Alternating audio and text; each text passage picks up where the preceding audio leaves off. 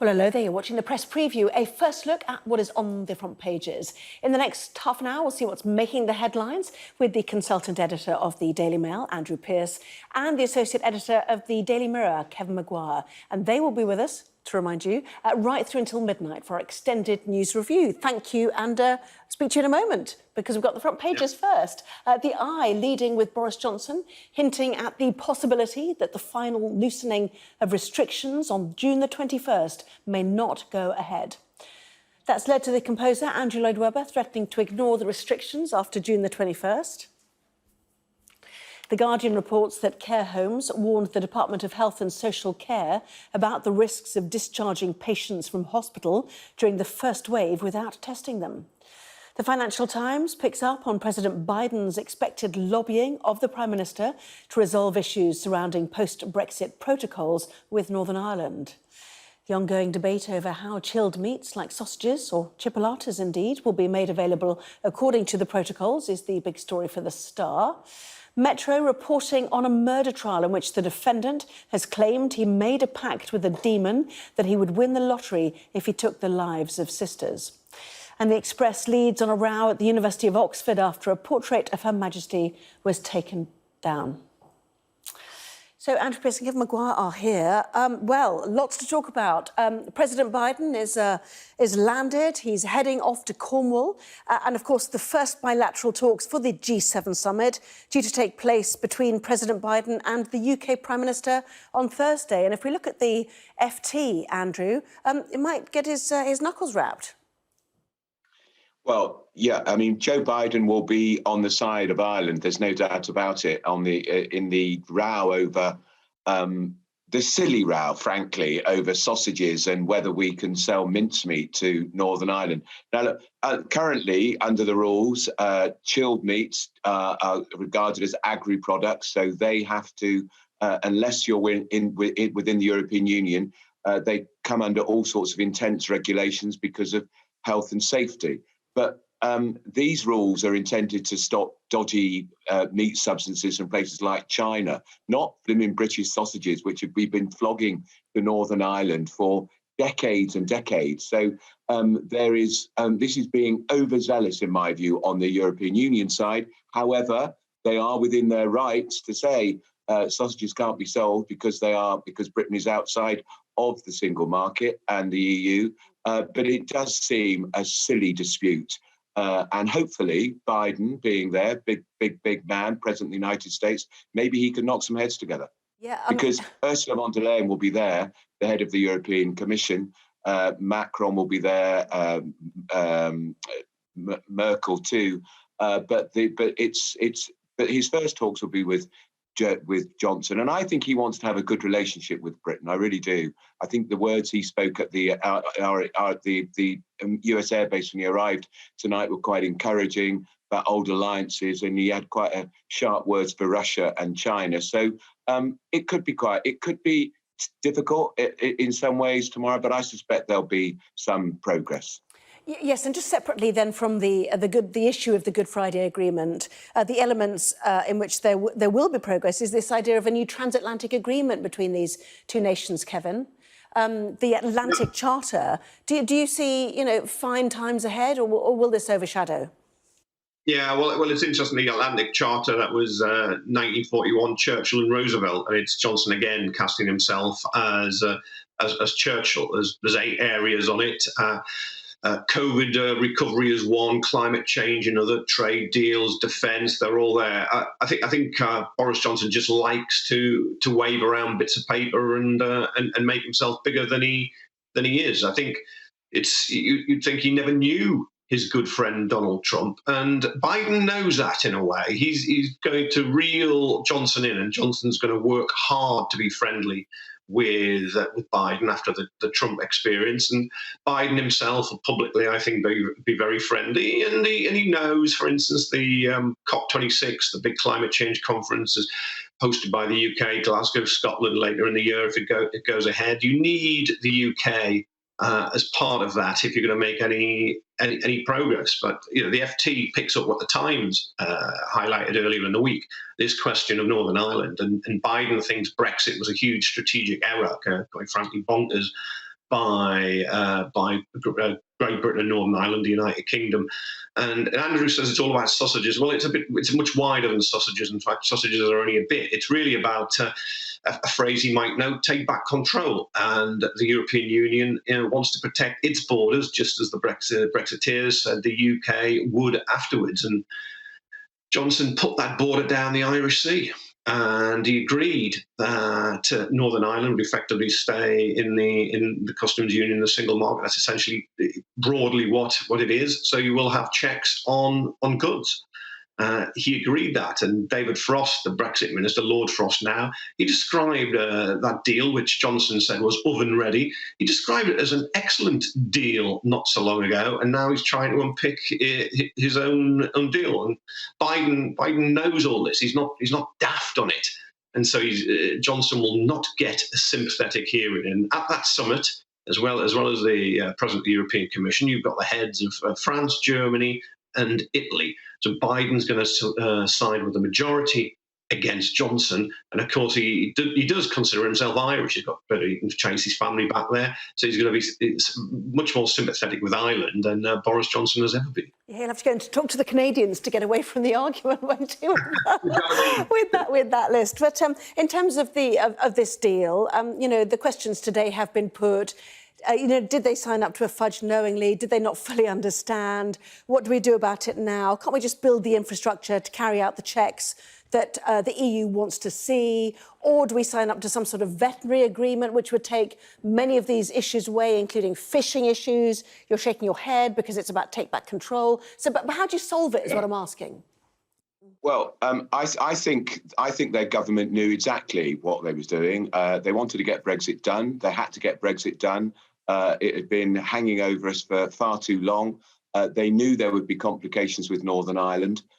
They knew that they were going to be putting the border down the Irish Sea. I suspect they didn't think the EU would be, as they intransigent. I don't know why they didn't think that, because the EU was always going to have a hissy fit the moment we left the European Union, because they can't stand it and they can't bear the thought that anybody else might follow suit and have the temerity to leave, because quite a lot of countries are getting very restive with the EU's bureaucracy and the way they botched the vaccine rollout.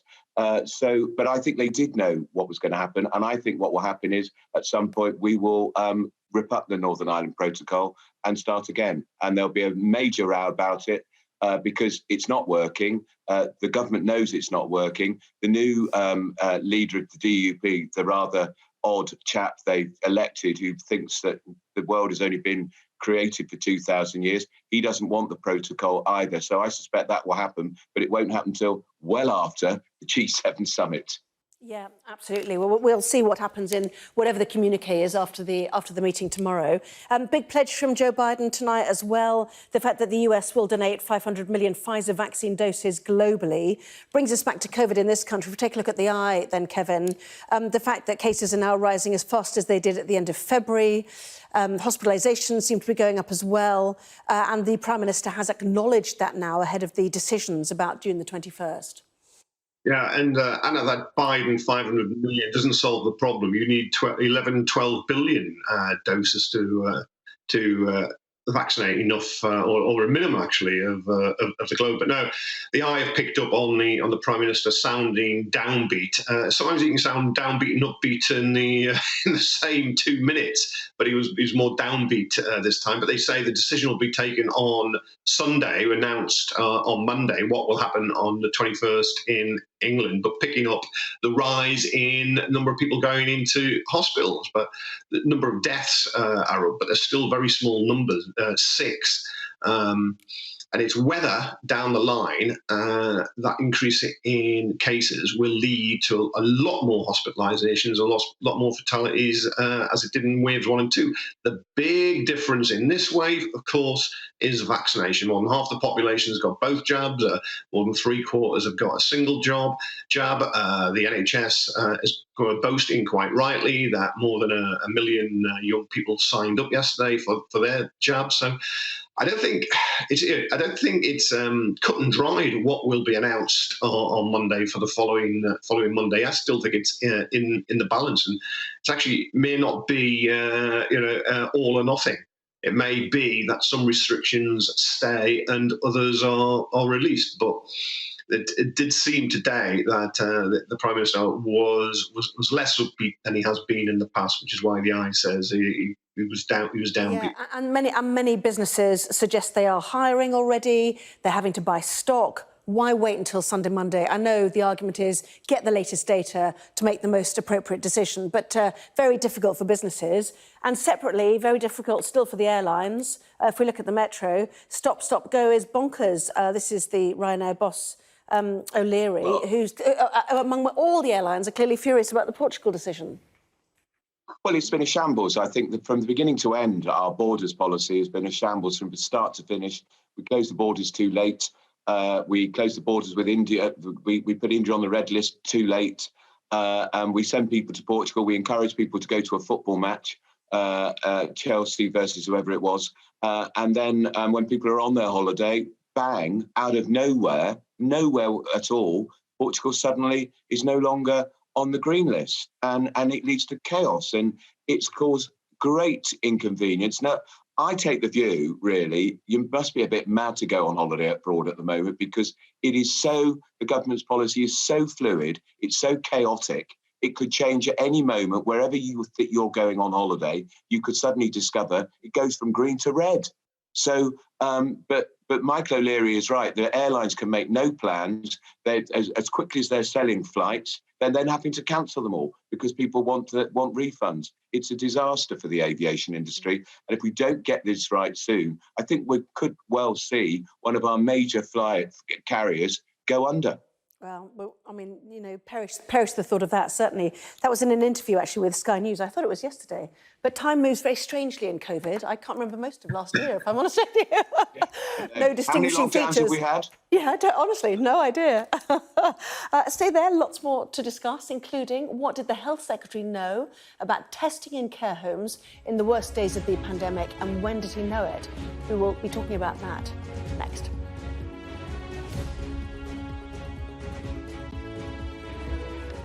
Well, welcome back. You're watching the press preview with me now, Andrew Pearce and Kevin Maguire. Welcome back to both of you. After Dominic Cummings so memorably gave evidence to a joint session of the Health and the Science Committees of the House of Commons, tomorrow it is the turn of Matt Hancock, which is picked up already by The Guardian. What should we be looking out for, Andrew, then? Well, The Guardian have a story that some of the care home providers had written to Hancock in March or emailed him, warning him that people in hospital should not be discharged from hospital into care homes unless they've absolutely been tested for COVID. Now, we don't know where the decision was taken because we know many people who hadn't been tested for COVID were then put into care homes, and it had a devastating impact on people in care homes. What we don't know is how involved Matt Hancock was in that decision, if he was involved, but we'll find out tomorrow because he'll have to give evidence. Now, of course, Dominic Cummings, who said that Hancock should resign 15 or 20 times, he accused him of being a liar. He told the committee when he gave evidence, he would provide written evidence to support it. Well, the committee's meeting tomorrow, he provided none of that written evidence. OK, it's going to be absolutely fascinating to hear what he has to say. Many of the subjects, of course, we know well. This, of course, comes as the contract awarding has been challenged in the courts as well, Kevin, hasn't it?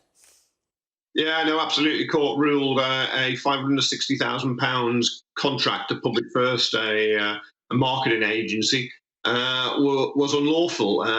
They were very close to Public First, to Dominic Cummings, and also Michael Gove, the Cabinet Office Minister. And this kind of seems to be part of a piece with this government because it doesn't seem to have been following any rules at all, and been wider accusations of the VIP lane, Tory donors, friends, chums, all getting contracts, all doing rather well.